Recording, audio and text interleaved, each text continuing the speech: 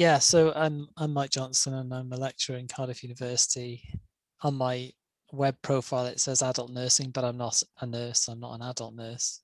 I'm sort of an IT lecturer, and I've been involved with IT projects and IT teaching, I guess, in the school, trying to make the best use of the investment that we've made in technologies, and trying to be a bit of a hybrid, I guess, academic plus, yeah. So I've been studying with Lancaster for a long time, since like 2001, on the Centre for Studies in Advanced Learning Technology. I got a master's with them, and then so that finished around about 2008 because it took a while, part-time, and then I went into a PhD with them in 2013, which I finished in 2018.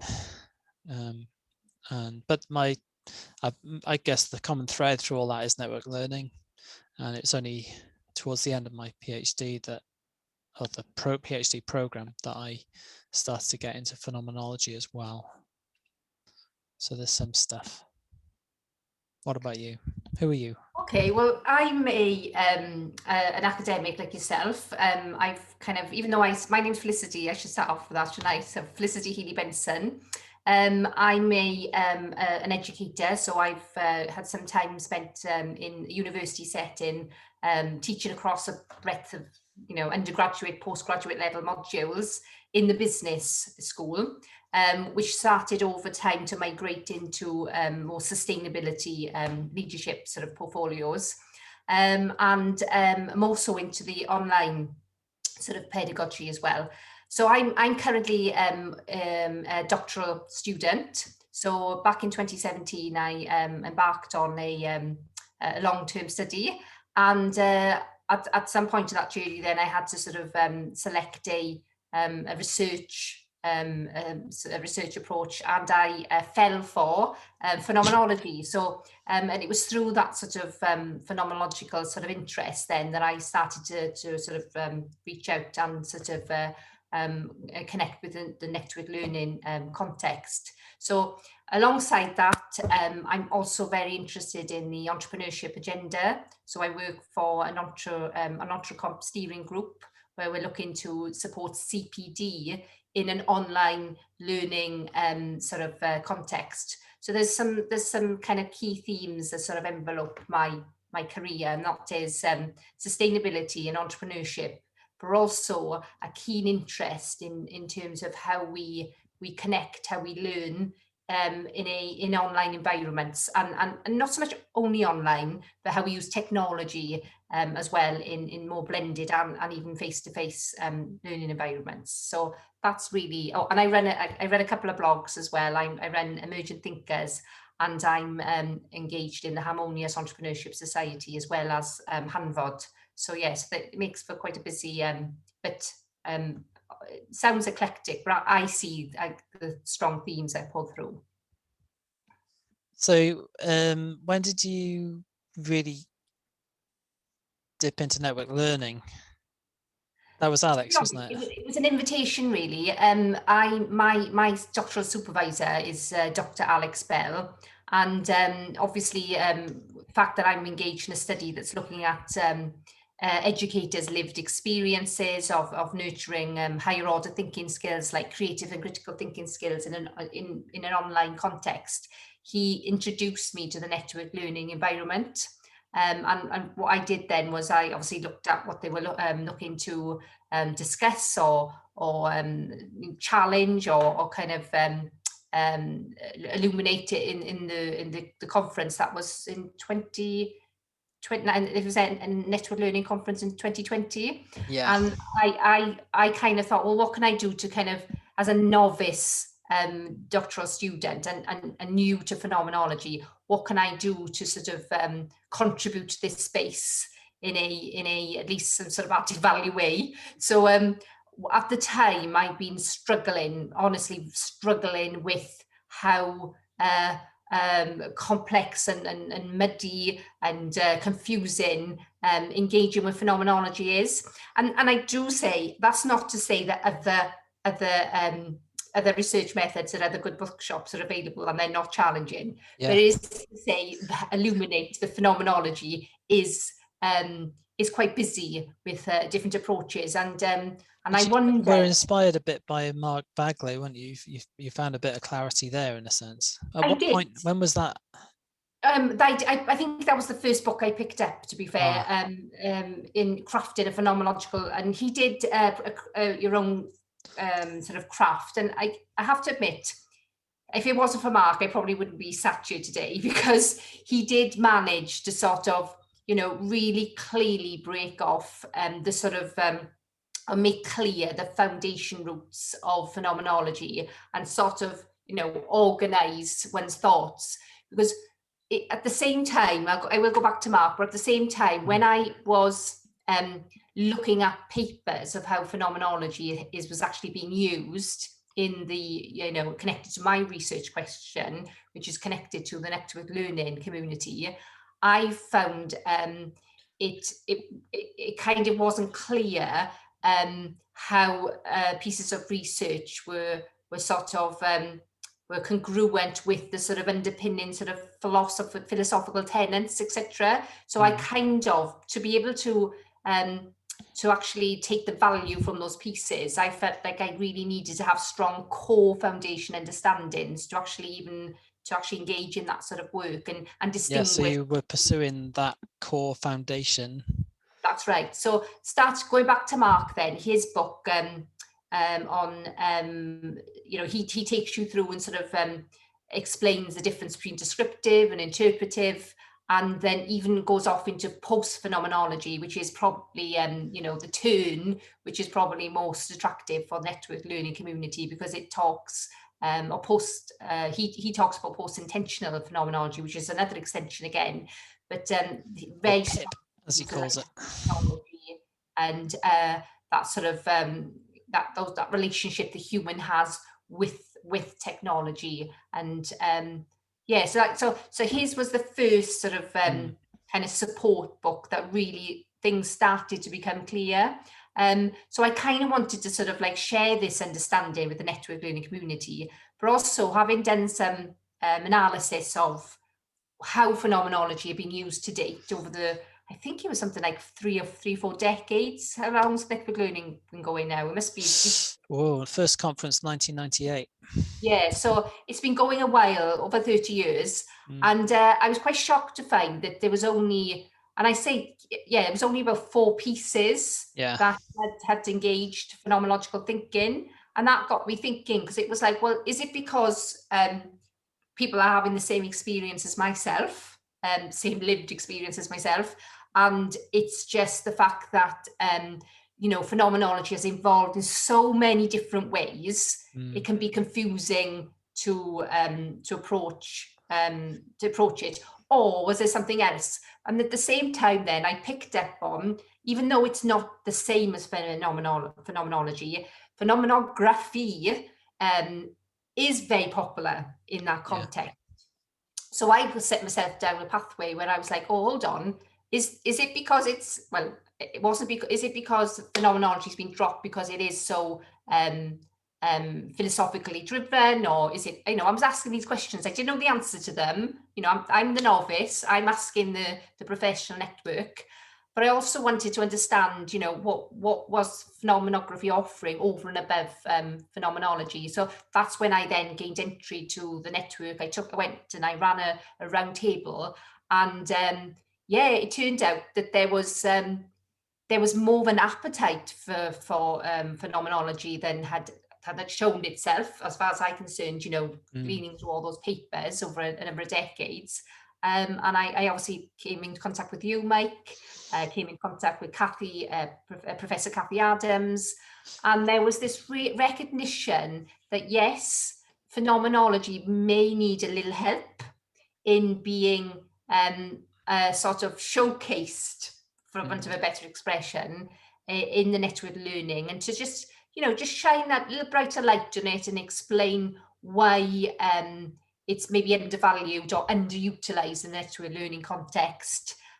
Again, not to contrast or compete with other research approaches, but to really kind of like, I suppose, market, you know, what that lens would bring that's not currently being looked at in that arena. And I think even more important today, you know, when we, you know, when I turned up at the network and, you know, we've been exposed to people like Ben Williamson talking about technology being used to actually capture students' leakiness.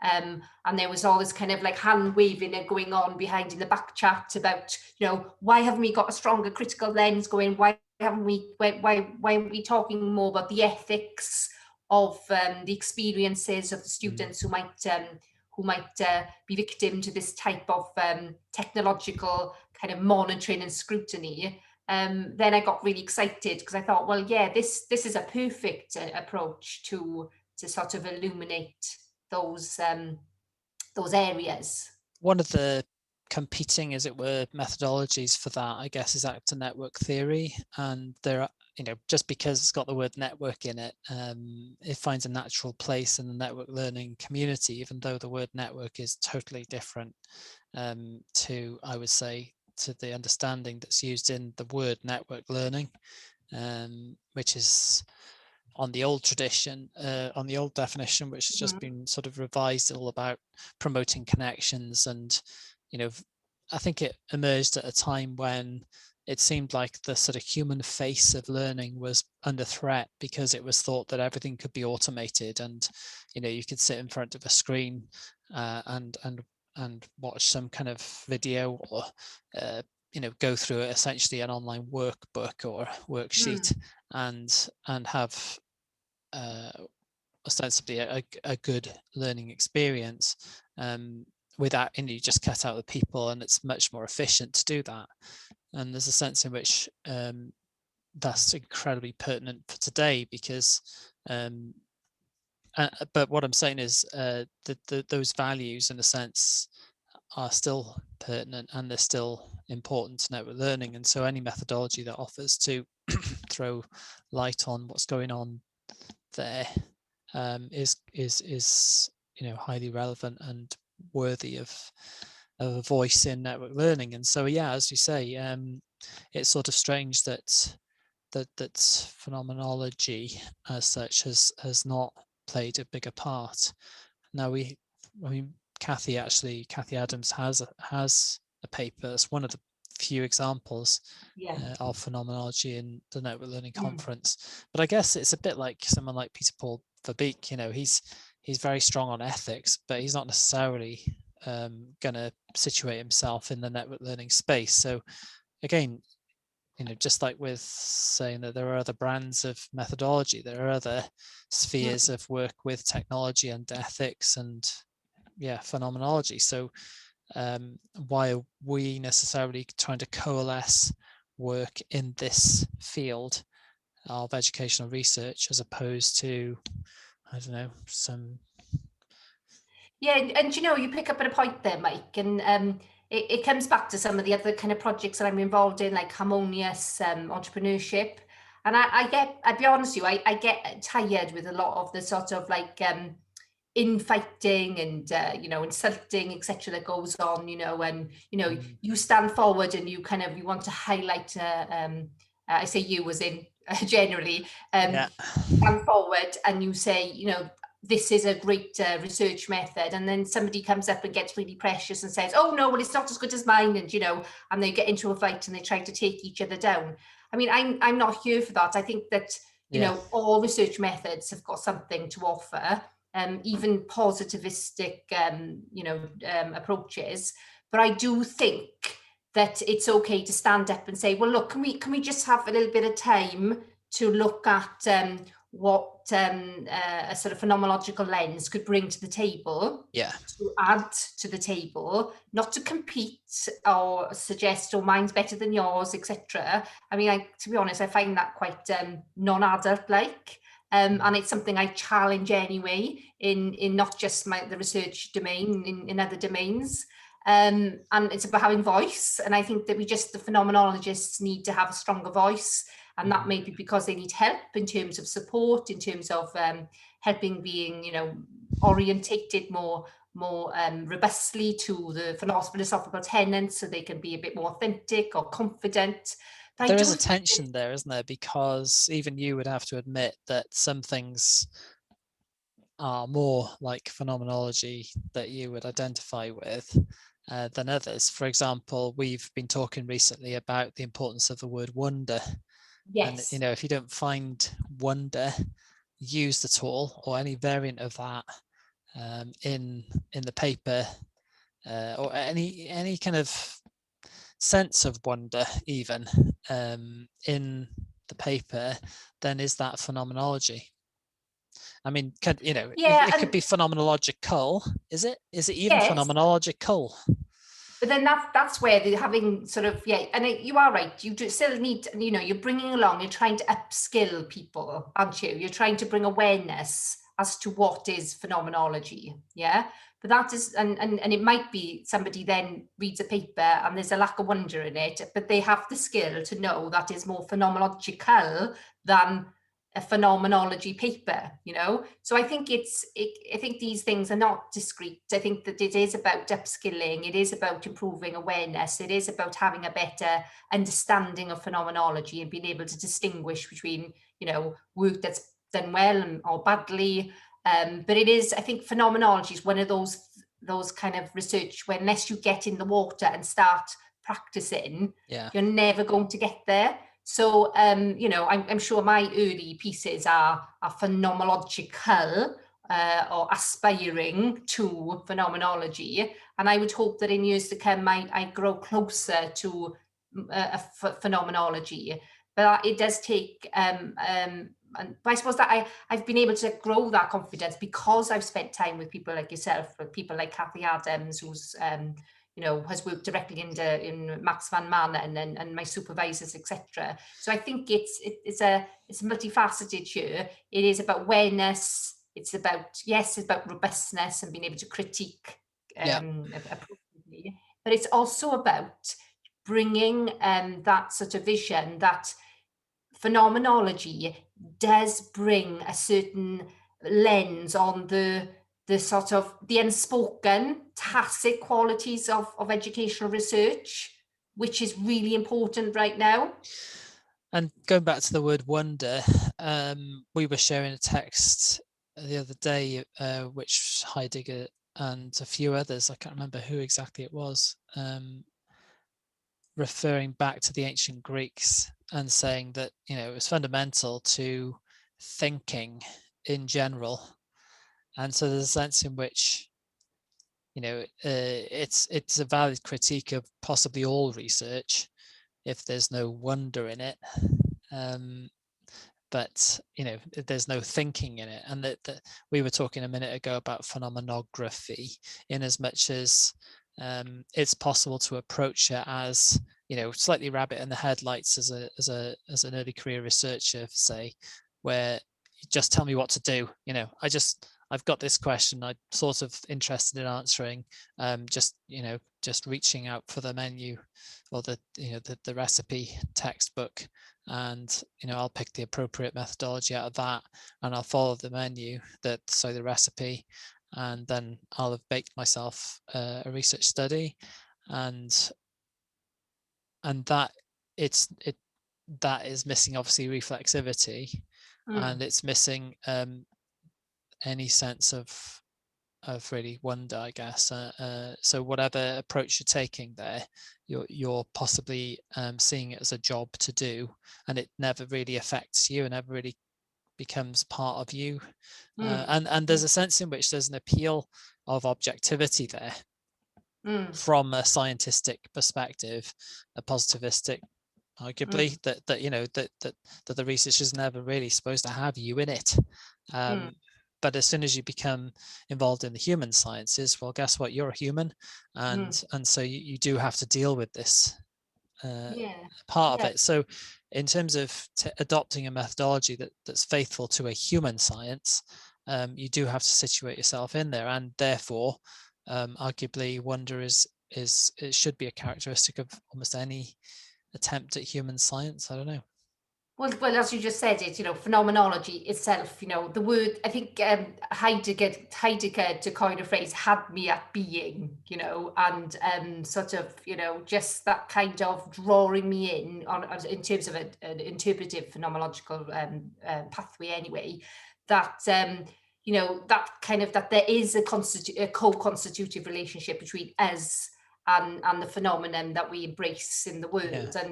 And taking network learning and to understand technology and network relations with our learners, we need to be able to reveal how we draw on each other for our ongoing meaning and sense. And we're already experiencing technology changing, transforming our social domain and the ethical domain.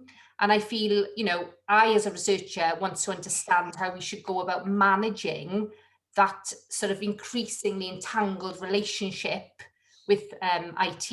And I feel it's fundamental that we try to understand the experiences of people who are in these spaces in a network learning context. And that must include things that maybe scientists are shy of. And that would be, thoughts, feelings, sensations, embodiment, etc. So yes, studying people's behavior, which is done well, is important, but it's not enough. It leaves out really important dimensions of experience and meaning, and the impacts of that. So yeah, so I see, I'm kind of waving the flag for phenomenology being this extra layer of support to look at the ethical and then to critically examine these issues. The other day, people are talking now just on the internet about AI proctoring. You know, we've rushed to situate people in a situation where they are now got like 10 million cameras around them while they're sitting at home doing an exam, and AI is scanning them and reading them, and it's like, well, hold on, we've rushed into this. We haven't really digested what the impact of this type of sort of development that's kind of come under the table because of the context of COVID, and as reacting to wanting to kind of continue business as normal. And I'm really scared about that. And I see phenomenology as a great tool to bring to the fore what is actually going on, and the impact of those kind of like developments are on the human. Mm-hmm. Very good.